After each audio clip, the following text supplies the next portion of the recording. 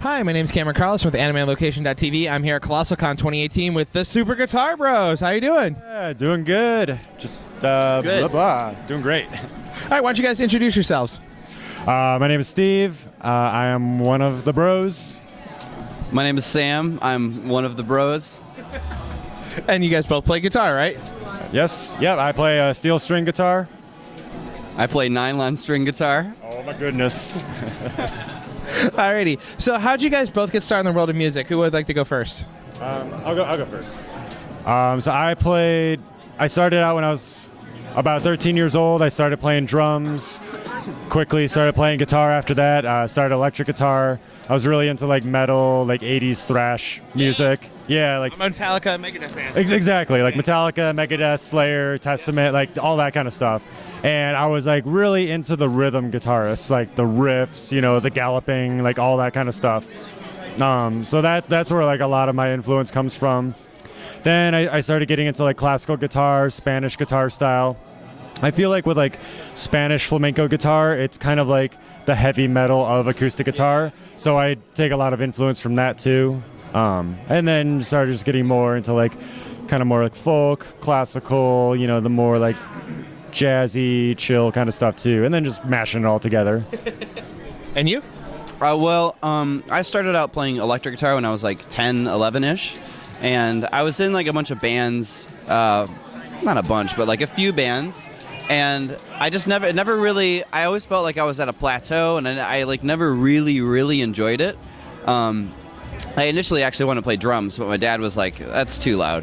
And he kind of like affected my trajectory towards guitar. And then I started playing steel string acoustic. And then I was on LimeWire. Do you remember LimeWire? It was like, you know, file sharing stuff. And yeah, exactly. And I found this tune called Classical Gas by Mason Williams. That's the dude's name, right? Mason Williams? Yeah, but it's like he's playing like an acoustic guitar, and it's classical-ish. And so that sort of like opened the door to the classical world for me. And then I got some other tunes from LimeWire, like some Bach stuff. And I was like, oh crap, like I don't need to play with other people. I could just play by myself, be self-sustained, do the bass, do the melody and the harmony all at the same time, and so that's how I started playing classical. Yeah.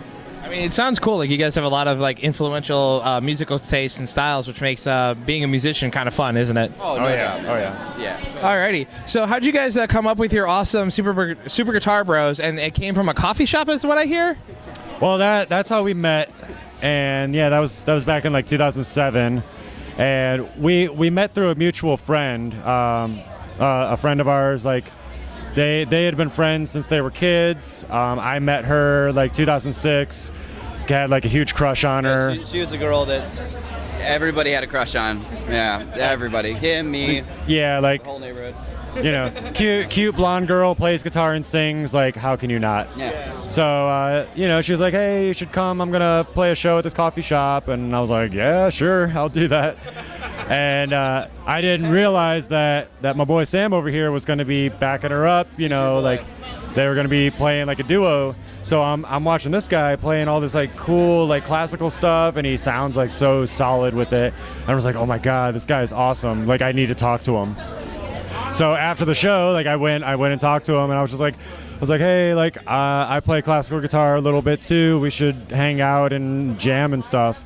And so, you know, we just started hanging out and just like, boom, like instant best friends. Yeah. Coffee shops would be equals best friends, huh? Yes. Yeah, exactly. And so, and then what we would do, we would hang out and we would just like put on YouTube and we would listen to video game music that we were into. And then slowly it was like, you know, we would start to mess around with it, like on our guitars. And then Steve was involved in this online community. They would do this thing called Dwelling of Duels, which was like a monthly contest where everybody would blindly submit a specific like video game arrangement from like, it would be like Sonic Month or whatever. So everybody would like submit their Sonic medley or whatever, and then everybody would vote on it at the end, and then they would, you know, rank everybody. And Steve was like, hey man, there's a Ninja Gaiden month coming up. We should totally do that. Let's make a Ninja Gaiden arrangement and stuff. And so we did. And that was like our first official arrangement that we ever did together. And then what? We decided to show some people like our play along with it. It was like we weren't even thinking about like YouTube channel and getting big or anything. It was just like other people on that site were putting up videos of like, hey, this is how I do the solo in that one part, or like this is how I play this section. And I was like, it's like, you know, like it'd be kind of cool if we just did a video of us just performing the whole thing, like from start to finish, you know, and just like let the others see that. And so we did that, put it up on YouTube, showed it to our friends at that community, and it just ended up like getting like kind of popular, and people were super into it. And so about like a year and a half later, we decided to like actually get serious with it. We started a new channel called Super Guitar Bros. We re-uploaded that video along with Gerudo Valley, and those were the first two videos. And then just started putting out more and more videos after that, and you know, that was like 2011 we started that, and now 7 years later, just rocking it out. It sounds awesome, guys. So, what kind of style of music and what can fans expect from you guys when they come here to Colossal to see you guys perform? I think like when you imagine like two acoustic guitars or like two classical guitars, you might imagine like a little more like traditional or like, you know, kind of like quiet and like stuffy, or you know, like anything like that. And it's like no, we're very like what's the word? Just very fun, very like trying to push boundaries on things. Like we really like doing stuff that's not like typical acoustic guitar covers. You know, people say like, oh, like you should cover this song that's like an acoustic guitar song. And it's like, okay, so you just want us to do the song exactly how it is? Like, no, like give us something that totally sounds like not acoustic, and we will like totally switch it up. So I think we just really enjoy like doing things beyond people's expectations, and like, you know, rocking out sometimes, and then like bringing it into like a nice quiet section, and like making it all like dark and scary sounding, and then making it all like sweet, you know, like just kind of always keeping people on the edge. It sounds like you guys do have a good time though when you come out here for it. Definitely. Yeah, the like the goofy banter in between, I very much look forward to, and that's a whole nother like realm that I feel like we've sort of gotten a little bit better at as time has gone on. And the key there is to just embrace all of your awkwardness, and just let that. Don't try to be anything. But yeah, so the show, like you said, you know, we do a dynamic range of things. But yeah, exactly. But really, like, you know, usually like if people can, they'll sit down at the show. They'll just kind of like chill out. So it's definitely like versus like a rock show. It's definitely a little bit more chill and relaxing. But we do try to put in those bangers. It sounds like it should be a good show. So is there a certain pace, or will you guys make adjustments to keep all your fans engaged in the show? Like you said, it's more come in, sit down, and relax type of a gig, but also can be fun and energetic. Yeah, I mean, when it comes to stuff like that, we just kind of go with the vibe of the audience. Because sometimes, a lot of times, especially at anime cons, you know, they're super polite, you know, very just sit down, be quiet, listening attentively, and that's always cool, you know, always appreciate that. Other times you'll have people that like, you know, want to clap along, and you know, and that's always cool. It's like tapping on the chair. I don't know, it's just like we always just like adjust kind of to what people are doing, and you know, if the crowd feels playful, we'll be playful with the crowd. And Alrighty. Did you want to add on? Sure. And also, you know, part of keeping it interesting is sort of having like a good set. So like we'll make sure, like, you know, we'll start out with something that kind of punches a little bit, and then if we have some more chill tunes, we'll try to like disperse them sort of evenly throughout the thing, so that the energy of the set isn't like there isn't like a big long lull where everybody gets sleepy. You know, we try to kind of spike it around. Yeah. Yeah, that's like a big thing I've learned from going to concerts on my own, like checking out bands that I like, is sometimes you'll have like a band that plays like a bunch of like crazy, fast, heavy songs in a row, and you just get all worked up and you like run out of energy. Or you'll have sometimes where they'll play like a bunch of like slow ballads like all in a row, and then you're just like standing there like bored almost, you know, like okay, like all the energy you had before just like disappeared. And even when they bring it back to something heavy now, it's like it's too late, it's gone. So you want to have like a nice roller coaster, a nice balance. So we try to do that. Alrighty, and now what emotion or feeling would you like your fans to walk away from when you guys do one of your shows? Definitely. Anytime people tell me that they cried during one of our songs, that is like mission accomplished.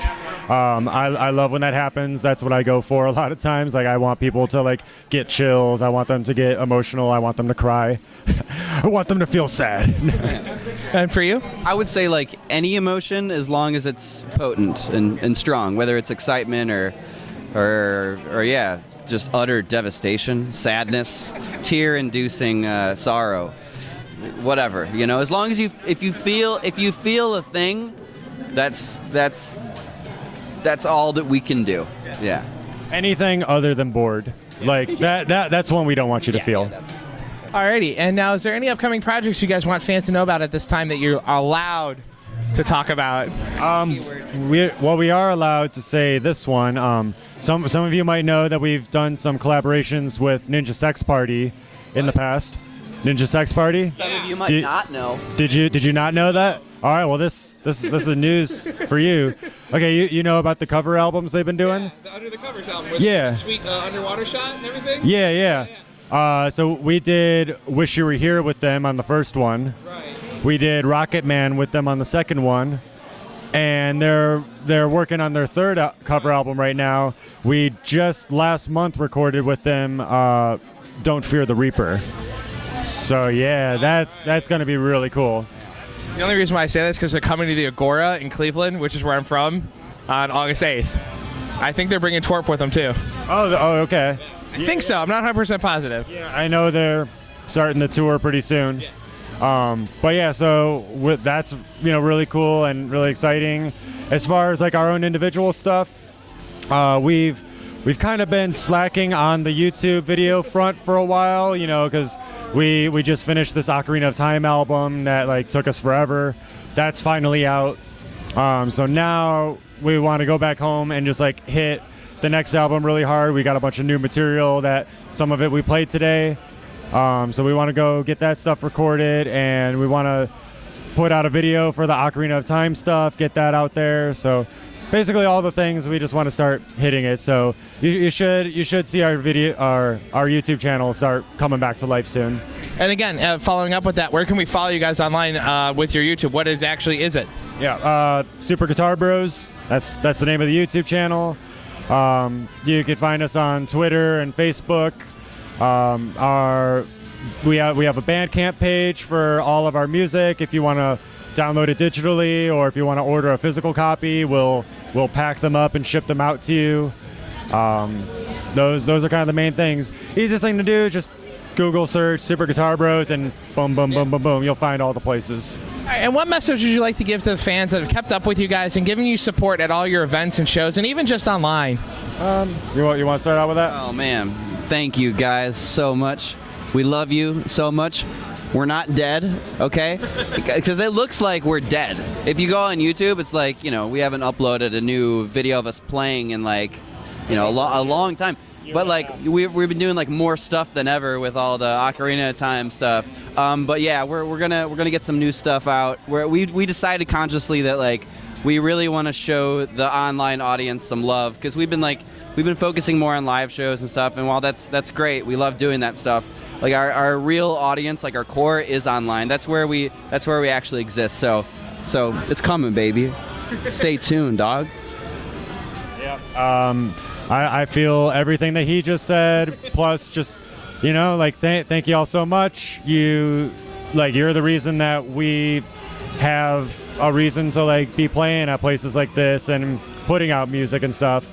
Otherwise, we'd just be doing it for ourselves and our friends that we hang out with back home. But now we can share it with all kinds of people everywhere, and that's really awesome. And it's really cool, like meeting you guys and just hearing like how much this like impacts people and inspires you to learn music, and that's always great. It's a cool thing. So thank you.